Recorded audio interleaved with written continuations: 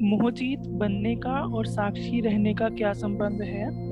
यथार्थ रीति सिचुएशंस में जो जनरली आजकल फैमिलीज में आती हैं, तो उनमें साक्षी कैसे रहा जाता है? कृपया विस्तार से समझाइए। मोहजीत और साक्षीपन का क्या अंतर संबंध है। हम थोड़ा साक्षी को लेते हैं पहले। मोहजीत की थोड़ी बात हमने कल की थी, नष्टो मोह स्मृति लब्धा। साक्षी क्या है? स प्लस अक्षी, अक्षी मैंने आंख। साक्षी का मतलब होता है विटनेस, गवाह, दृष्टा, देखने वाला, दूर से देखने वाला। जैसे आप जहाज से इस धरती को देखें तो आप साक्षी हैं। आप कहीं 10वीं मंजिल पे चढ़े हुए हैं किसी बिल्डिंग की, वहां से नीचे देखते हैं संसार को, वो है साक्षी अवस्था। या हम लोग सूक्ष्म वतन में जाके देखते हैं नीचे संसार को, वो है साक्षी अवस्था। या कोई सैटेलाइट पे जो लोग गए या कोलंबिया में गए, वो नीचे देखते हैं धरती को, यार हमारी धरती तो चंद्रमा की तरह ही दिखाई देती है, वो है साक्षी अवस्था। साक्षी का मतलब है हम किसी चीज को दूर से उसको साक्षी होके देख रहे हैं, तो हम उसमें कहीं भी लगेगा वो अलग है, मैं अलग हूँ, वो अलगत्व का भाव जो है उसमें बना रहता है, तो उसको साक्षी बोध या दृष्टा बोध कहते हैं। तो हमें जो है इस चीज को बहुत गहराई से समझना है। दुनिया में सबसे बड़ा साक्षी कौन है?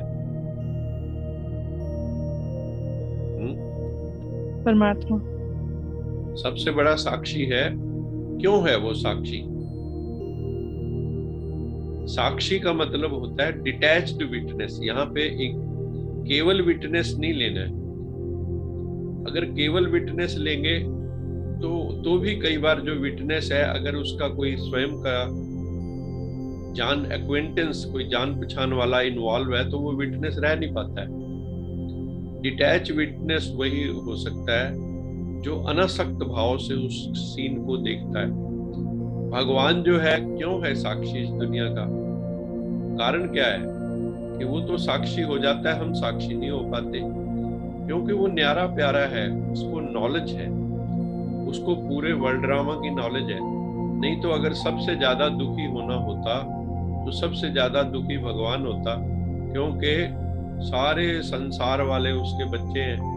कभी कोई मर रहा है, कोई जी रहा है, किसी को बीमारी है, किसी को कैंसर है, किसी को कोई प्रॉब्लम है, किसी के ऊपर अटैक हो गया है, तो भगवान तो 24 घंटे रोता ही रहता है अगर वो साक्षी नहीं होता तो हम लोग क्यों नहीं साक्षी हो पा रहे? हम लोग विटनेस क्यों नहीं हो पा रहे हैं? उसका भी कारण बाबा ने बताया, जैसे आज भी बताया।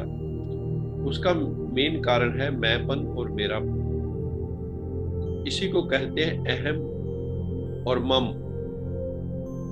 अहम और मम, मैं और मेरा। मैंपन में सूडो ईगो भी आ जाती है, इन्फ्लेटेड ईगो भी आ जाती है कि मैं वैसा हूं नहीं, लेकिन लोगों को बताता हूं कि मैं ऐसा हूं। हमारे पास होता थोड़ा सा है कुछ, लेकिन हम बढ़ा चढ़ा के बताते हैं। अब लोगों को बताते हैं कि मेरे तो बहुत बड़े बड़े लोगों से संबंध है। ये मैं खुद भले कुछ नहीं हूं, अगर मेरे रिश्तेदार ऊंचे हैं तो उनको भी बता के मैं अपनी ईगो को इन्फ्लेट करता हूं। तो ये जो मैंपन है और मेरापन, मेरापन क्या है? ये मेरी मम्मी है, ये मेरे डैडी है, ये मेरा भाई है, ये मेरा बहन है, ये मेरा फलाना है, मेरी रिश्तेदार, संबंधी, मेरी वस्तुएं, उसमें मेरापन आ गया। कोई भी चीज इस दुनिया में किसी की नहीं है।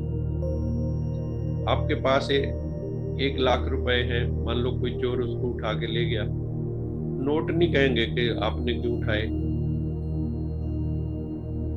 वो किसी के पास भी चले जाएंगे, लेकिन हमारा भाव जुड़ा हुआ है उससे, ये मेरे नोट है। तो ये जो हमारा मेरापन, मेरा जो भाव है, ये इसके कारण जो है वो हम साक्षी नहीं रह पाते, विटनेस हम नहीं हो पाते। दूसरा, जैसे मैंने अभी कहा थोड़ी देर पहले, ओनरशिप। हम किसी चीज को पकड़ के, एक होता है यूटिलिटेरियनिज्म, उपयोगितावाद। आपके पास ये पेन है, आपने पेन को यूज किया, आपके पास लैपटॉप है, आपने लैपटॉप यूज किया, हम लोग भी यूज कर रहे हैं। एक है कि इस लैपटॉप में मेरा मैंपन हो जाए, मेरापन हो जाए, मैं इससे जुड़ जाऊं, आइडेंटिफाई कर लूं खुद को इसके साथ। जो बड़े बड़े महापुरुष हुए हैं, जैसे राजा जनक थे, उनके महल में जब आग लगी, पहले शहर में लगी, सुखदेव से बात कर रहे थे, क्योंकि सुखदेव के फादर व्यास जी ने उनको भेजा था वहां ज्ञान लेने के लिए। लेकिन सुखदेव ने देखा, अरे ये तो पूरा ही राज व्यवहार में डूबा हुआ है। लेकिन जब महल को आग लगी तो अंत में सुखदेव उठ के जाने लगे, तो मेरे वहां बाहर जो है लंगोटी और कपड़े सूख रहे हैं, मैं उतार लूं, कहीं आग में ना जल जाए। लेकिन राजा जनक वहां से नहीं हिला, क्योंकि उसकी ओनरशिप नहीं है, मन में पकड़ नहीं है, उस महल की भी पकड़ नहीं। और वो सन्यासी, उसकी अभी लंगोटी में भी पकड़ है। ये जो हम लोगों ने यहाँ आके मिथ्या ओनरशिप अडॉप्ट कर ली है, उसके कारण भी हम जो है साक्षी नहीं हो पाते। हमें ऐसा होना होगा कि आग भी लगी हुई हो, घर फूक तमाशा जो देखे वो आए हमारी महफिल में। घर फूक तमाशा जो देखे वो आए हमारी महफिल में। या किसी के घर में आग लग जाए और फिर भी वो आनंद की स्थिति उसकी ना जाए। अब इस दुनिया में मान लो बहुत बड़ी घटनाएं होंगी, तो भी आपकी स्थिति के ऊपर असर ना आए, क्योंकि परमात्मा ने हमें पहले ही सब कुछ बता रखा है, ये सब होने वाला है। हमारी आंखों के सामने ही हमारे प्रिय चले जाएंगे। जैसे कोरोना काल में हमें एक ट्रायल, एक हमें बताया, ट्रेलर दिखाया, तो हम लोगों ने वहां से भी कुछ सीखा नहीं, क्योंकि man has very short lived memory. हमारी मेमोरी बहुत थोड़ी देर के लिए हम रो धो लेते हैं, फिर वही हमारे अंदर अनंत जीवन की कामना, और फिर भूल जाते हैं सब कुछ। हम उसको पकड़ के नहीं रखते हैं, उस रियलिटी को। जब तक उस रियलिटी का रियलाइजेशन नहीं है हमारी जिंदगी में, तब तक वो साक्षी भाव, और साक्षी भाव नहीं तो मोह जीत भाव तो कहां से आएगा। ये दोनों एक दूसरे से जुड़े हुए हैं। और इसके लिए बाबा ने एक और बात हमें बताई है, बच्चे बी ट्रस्टी नेवर ग्रस्ती, बी ट्रस्टी नेवर ग्रस्ती। ग्रस्ती नहीं हो तुम, ग्रसे हुए नहीं हो तुम, धसे हुए नहीं हो तुम, फंसे हुए नहीं हो तुम, ट्रस्टी हो तुम, साक्षी हो तुम, अमानत समझने वाले। जिसकी वस्त गुरबाणी, जिसकी वस्त तिस आगे राखे, प्रभ की आज्ञा माने माते, तेस्ते चौगण करे निहाल। जिसकी वस्तु, जिसकी वस्त तिस आगे राखे, जिसकी वस्तु है उसमें अमानत में खयानत क्यों डाल रहे? यहाँ आकर हमें जो भी मिला उसमें हम फंस गए, उसमें जो फंसे हुए हैं, आसक्ति जो है, अटैचमेंट जो है, वही माया है, वही मोह माया है। वो आसक्ति क्योंकि हमने अपना समझ लिया। अगर अमानत समझे, मान लो आपने मुझे कहीं जाना था, आप मुझे कोई चीज, आपने 5 लाख रुपए मेरे पास रख दे, और आपने कहा भाई साहब मैं जरा तीर्थ यात्रा करके आता हूँ, जब मैं आऊं तो मेरे लौटा देना। और जब आप आओ मुझे कहो 5 लाख रुपए मैं आपको दे गया था, वो वापस करें। तो मैं कहूँ कौन से 5 लाख, आपने तो मुझे कुछ नहीं दिया, आपके पास क्या कोई डॉक्यूमेंट है, कहीं मैंने साइन किए हैं? वो कहेगा नहीं, मैं तो आप पे विश्वास किया। मैंने कहा आपने तो दिया ही नहीं। यही हमारी स्थिति है, हम अमानत में खयानत डाल देते हैं। जब हम आए थे हमारे पास कुछ नहीं था, यहाँ आके कुछ चीजें मिल गई, कुछ रिश्तेदार मिल गए, हमने उनके ऊपर मोहरें लगाने शुरू कर दी हाथ में, ये मेरा, ये मेरा, ये मेरा, ये मेरा नहीं, ये मेरा नहीं, ये मेरा नहीं। तो उससे क्या हुआ, हम लोग उसमें फंसते चले गए। लेकिन इसलिए हमें सब ग्रंथ शास्त्र क्या बताते हैं, मंदिरों में आरती भी करते हैं, तन मन धन सब है तेरा, प्रभु कुछ नहीं है मेरा, तेरा तुझको अर्पण क्या लागे मेरा, ओम जय जगदीश हरे।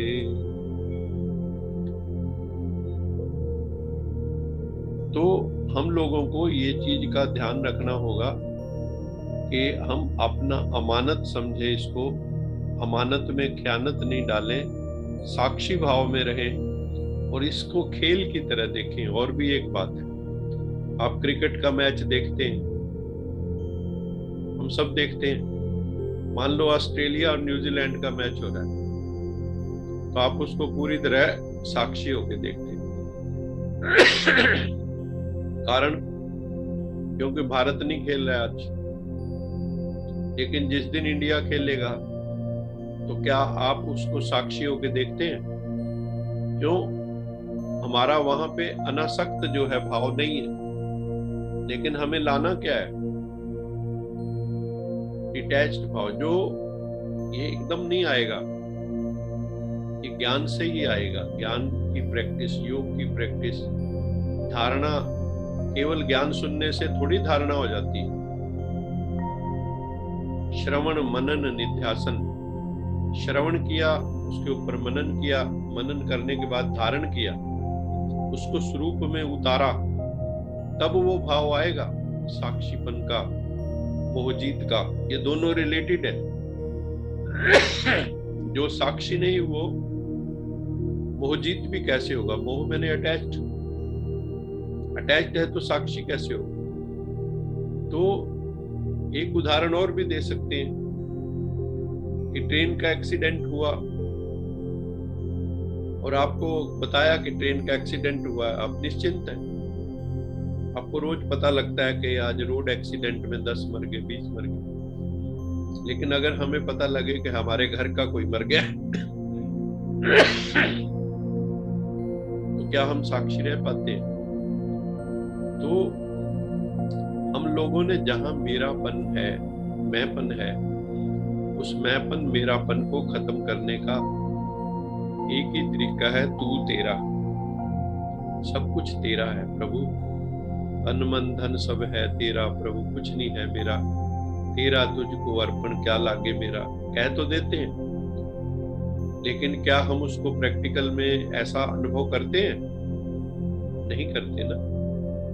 जैसे आपका मान लो कोई रिश्तेदार आईएएस का एग्जाम दे रहा है या कोई भी एग्जाम दे रहा है, आपकी फैमिली मेंबर कोई दे रहा है और एक नेबर का बच्चा दे रहा है, नेबर का बच्चा मान लो सक्सेसफुल नहीं हो तो कोई फर्क नहीं पड़ता, लेकिन आपका भाई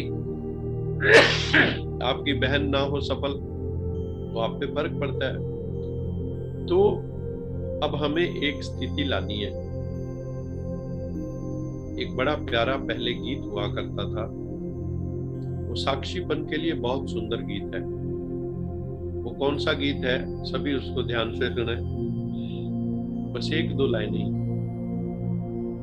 चलो एक बार फिर से अजनबी बन जाए हम दोनों, चलो एक बार फिर से अजनबी बन जाए हम दोनों।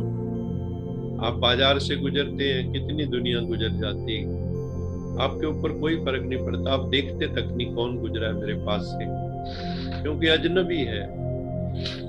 हमें भी सबके बीच में रहते हुए भी, सबसे प्यार करते हुए भी, जैसे हम ट्रेन के अंदर किसी को भी मिलते हैं बड़े प्यार से मिलते हैं, ऐसा करते हुए भी, अजनबी होते हुए भी सबको बड़े प्रेम से, बड़े आनंद से, बड़े खुशी से, अपने मौलिक स्वरूप में जीकर अगर हम चलेंगे तो बेड़ा पार हो जाएगा। तो अब हमें एक तरह से उस भाव में भी उतरना है। अंत में क्या हुआ, ब्रह्मा बाबा भी जब साधना कर रहे थे, अंतिम जो लगभग 1-2 मास थे, सभी क्या बताते हैं ब्रह्मा बाबा के बारे में। ब्रह्मा बाबा चेतना के उच्च धरातल पे पहुंच गए थे।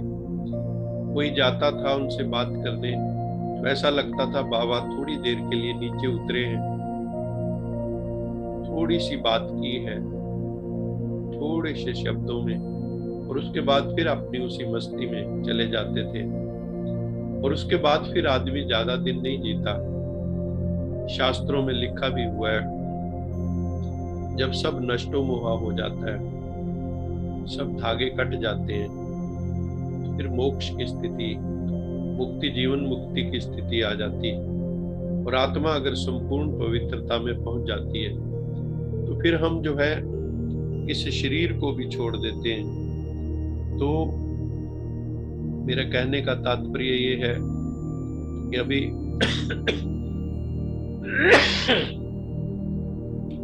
हम सभी जो है, जो ये प्रश्न था, चलो एक बार फिर से अजनबी बन जाए। हम दोनों अजनबी बनना ही होगा, क्योंकि भगवान ने आके कहा बच्चे अब घर वापस चलने की वेला है।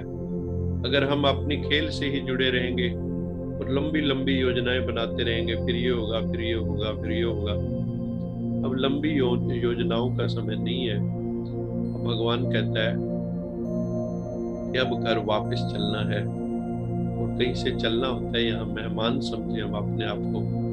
मेहमान सब वस्तुओं का प्रयोग करता है। ये भी बड़ा सुंदर उदाहरण है। मेहमान किसी के घर में आता है, सब वस्तुएं उनकी प्रयोग करता है, लेकिन उसकी आसक्ति कहीं नहीं होती, किसी भी चीज को अपना नहीं समझता। बाबा ने एक मुरली में भी कहा था, बच्चे इस शरीर में भी अपने को मेहमान समझो, इस दुनिया में भी अपने को मेहमान समझो, तो आपकी कहीं अटैचमेंट नहीं होगी। और एक बार फिर यही याद रहेगा। मेहमान को क्या याद रहता है? मुझे घर जाना है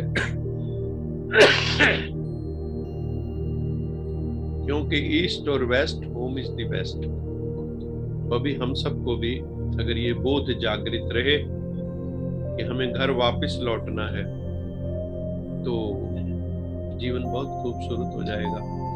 हम नष्टो मोहा भी हो जाएंगे, साक्षी हो जाएंगे, मोहजीत हो जाएंगे, और मौज बन जाएगी। गुरु की फौज करेगी मौज। जीवन का असली मजा डिटैचमेंट में ही है, न्यारे और प्यारे में ही। इसलिए शास्त्रों में कमल का उदाहरण दिया है। बाबा ने भी हमें कहा कि कमल सुमाल जीवन बनाना है, कमल की तरह कीचड़ में भी न्यारे रहना है। ब्रह्मा की उत्पत्ति भी कमल के फूल से दिखाई है। ये सारे सिंबॉलिक। हमें कमल फूल की तरह इस संसार में रहना है, कहीं चिपकना नहीं है। हम ये देखें मेरी चिपकन कौन सी है, मेरे बंधन कौन से हैं। वही बंधन ही हमारे दुख का कारण। तो हम उन बंधनों की रस्सियों को काटें, अपनी लिस्ट बनाएं एक, और एक एक करके देखें कि कोई डाइल्यूट हुआ है पहले से, कोई वो कम हुआ है या नहीं हुआ है। ये हमें देखना है। हम ऐसा नहीं कि रोज सुन लिया, दूसरों को सुना के आप मुक्त हो गए, फिर ये यहाँ सुन के आए, आगे सुना दिया और खुद कुछ नहीं किया। ये करत विद्या है, ये कथन विद्या नहीं है। ये करने से ही सफलता मिलेगी। अपने आप को चेकिंग करनी है, भगवान से वेरीफाई करवाना है अपनी साधना को। तो ये सीरियस काम भी है, मुझ सीरियसनेस से करें। जैसे किसी को आईएएस का एग्जाम देना होता है तो कितना दिन रात लगे होते हैं। कल आईएएस का रिजल्ट आया बिहार से, शुभम फर्स्ट आया, तो आप सोचो कितनी मेहनत की होगी उसने। तो ऐसे ही यहाँ पे भी मेहनत तो करनी है ना। केवल शब्दों को नहीं पकड़ना है, हमें शब्दों में जीना है। शब्द तो लिखे पड़े हैं ग्रंथों में, बहुत शब्द लिखे। शब्द जालम महारण्यम चित्त भ्रमण कारणम। शब्द जाल है, महाआरण्य है, बहुत बड़ा जंगल है शब्दों का, जिसमें चित्त भ्रमण करता है। हमें उसमें नहीं जाना है, हमें शब्दों की जो अर्थ रूप है उसमें स्थित होना है, उनकी गरिमा में स्थित होना है। तभी ये जिंदगी हमारी बहुत खूबसूरत बनेगी, बहुत हसीन बन जाएगी। सत्यम शिवम सुंदरम हमारी जिंदगी बन जाएगी। और भगवान उसी काम के लिए आया है।